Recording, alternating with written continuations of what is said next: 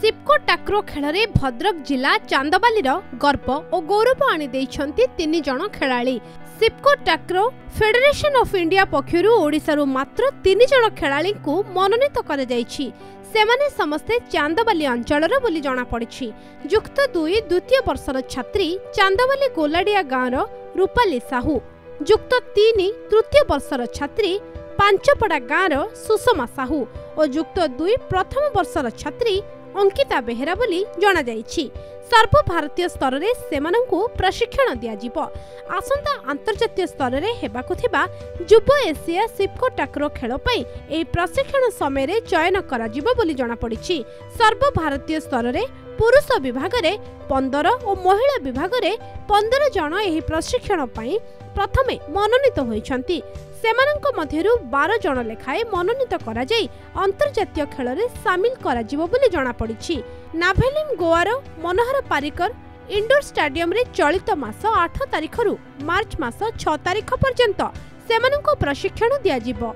अंतर्जातीय खेलाड़ी कोच लक्ष्मीप्रिया नायकंको प्रत्यक्ष तत्वावधान रे ए 3 जन खेलाड़ी चांदबाली स्पोर्ट्स हॉस्टल रे प्रशिक्षण नेउछंती। आगामी दिन रे ए खेलाड़ी माने ओडिशा तथा भारत वर्षर टेक रखिबे बोली आशा करा जायछि। एने जिला सिपको टाक्रो संघ पक्षरु चांदबाली रे सेमानंकु भव्य संबर्धना प्रदान करा जायछि। गुरुवार सकाळे सेमाने कटक रु रेल जोगे गोवा यात्रा करिथिबा जणा पड़िछि। एने चांदबाली रे खुशीर लहरी खेली जायछि।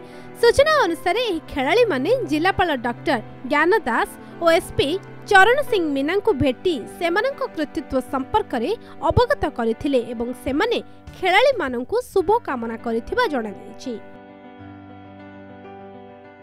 सर हमर खेल ना सिपको टाक्रो तो हमर ए गेम मार्च 8 रु स्टार्ट करी कि अप्रैल 5 तारिख पर्यंत गोवा ठारे हेबो।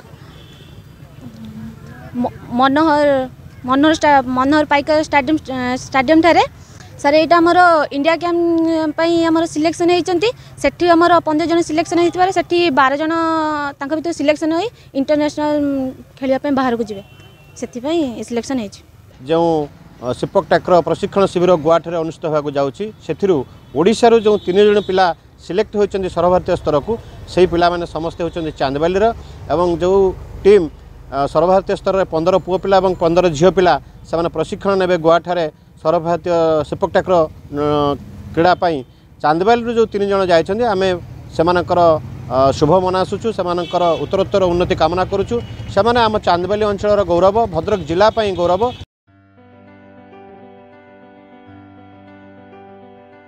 भद्रक जिला तिहिडीरू संजय दास का रिपोर्ट कोणार्क न्यूज।